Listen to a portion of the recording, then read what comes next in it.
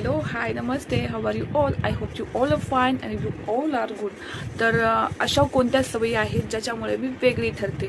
तर अशा काही सवयी आहेत की ज्याच्यामुळे मी वेगळी ठरते. तर चला बघूयात त्या कोणत्या कोणत्या सवयी आहेत. तर नंबर 1 ज्यात पहिली सवय जी आहे तर शिका.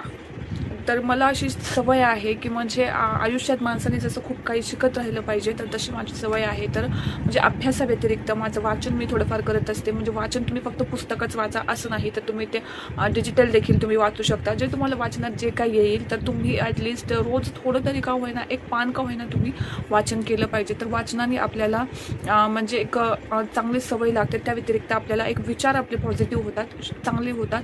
तर त्याच्यामुळे पण आपल्याला खूप फरक पडतो. तर एक तर आहे वाचन, तुम्ही शिका. हे तर माझी पहिली सवय आहे जी मी वारंवार स्वतः आत्मसात आणत असते. तर ती एक सवय मला, त्या सवयीमुळे मला खूप मोठा जास्त फायदा झालेला आहे.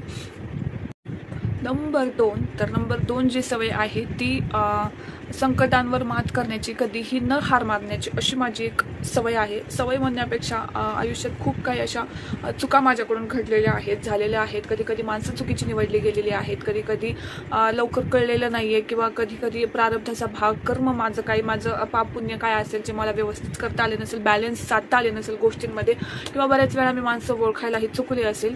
तर त्याच्यामुळे बरेचशा आयुष्यात मला प्रॉब्लेम फेस करावे लागले आहेत. पण मी प्रत्येक वेळेस स्वतःला सिद्ध करून स्ट्रॉंग उभी राहिली आहे आणि प्रत्येक वेळेस मी त्याच्यावरती मात केलेली आहे. तर मी कधीच असं हेल्पलेस स्वतःला फील करून घेतलेलं नाही आहे की आता मला कुठला ऑप्शनच नाही आहे, मी पुढे काय करू वगैरे. तर असं मी कधीच केलेलं नाही आहे. तर दरवेळेस मी कुठला ना कुठला मार्ग त्यातून काढत गेलेली आहे. आणि ही सवय माझी एक जास्त चांगली आहे की मला म्हणजे दुसऱ्यांच्यावरती अवलंबून राहण्यापेक्षा मी काय मार्ग काढू शकते, मी याच्यातून पुढे कशी जाऊ शकते, मी याच्यातून काय वर्कआउट करू शकते की ज्याच्यामुळे मला याच्यातून बाहेर पडता येईल, या सिच्युएशनमधून मी बाहेर कशी पडेल. तर नेहमी मी असा एक पॉझिटिव्ह थॉट घेऊन असं एक विचार करते. आणि ज्यामुळे ह्या घेतलेल्या डिसिजनचा फक्त त्रास मलाच कसा होईल, माझ्यामुळे आसपासच्या लोकांना जास्त त्याचा इफेक्ट नाही पडणार. आणि ती सिच्युएशन मी त्याप्रकारे हँडल करते आणि मी ती पार पाडतेच. तर ती एक माझी जी सवय आहे त्याच्यामुळे मी थोडीफार वेगळी ठरते. नंबर 3 तर तुमची संगत देखील तेवढीच महत्त्वाची आहे. अशा व्यक्तींमध्ये राहा जे फक्त पॉझिटिव्ह विचार करतात, पॉझिटिव्ह गोष्टींबद्दल बोलतात, जे बिचिंग करत नाहीत, एकमेकांबद्दल वाईट साईड बोलत नाहीत वगैरे. तर असा एक करा. संगत पण खूप महत्त्वाची आहे आणि त्याच्यावरून पण ठरतं की माणूस कसा आहे. तर ते देखील महत्त्वाचं आहे. सद्गुरू वामनराव पैंनी खूप छान म्हटलेलं आहे की तूच आहेस तुझ्या जीवनाचा शिल्पकार, you are the architect of your life. तर ते देखील महत्त्वाचं आहे की तुम्हीच गोष्टी ठरवू शकता की तुम्हाला कसं वागायचं आहे, कशा गोष्टी वर्कआउट करायच्या आहेत, कुठली संगत ठेवायची आहे. तुम्ही ज्या संगतीमध्ये राहील त्याचा थोडा का होईना इफेक्ट तुमच्या लाईफमध्ये खूप पडतो. तर संगत देखील तेवढीच महत्त्वाची आहे. माणसं तुम्ही व्यवस्थित ओळखायला शिका आणि तशीच माणसं तुमच्या आसपास राहतील, हे एक तुम्ही करण्याचा प्रयत्न करा. तर माझ्या बाबतीत असं घडलं होतं की मलाही माणसं ओळखायला येत नव्हती, पण जसे अनुभव येत गेले तर तसं चांगली आणि वाईट माणसं कळायला लागली. आणि मग त्याच्यामुळे आता झाले असे की फक्त जे काही चांगली माणसं आहे माझ्या तेवढेच माझ्या सर्कलमध्ये सध्या राहिलेली आहेत. बाकीची वाईट माणसं आहेत त्या आपोआप एक दूर झालेली आहेत. तर संगत एक महत्त्वाची आहे. आणि 4th नंबर इज आहे की स्वतःला अपडेट ठेवणं देखील तेवढंच महत्त्वाचं आहे.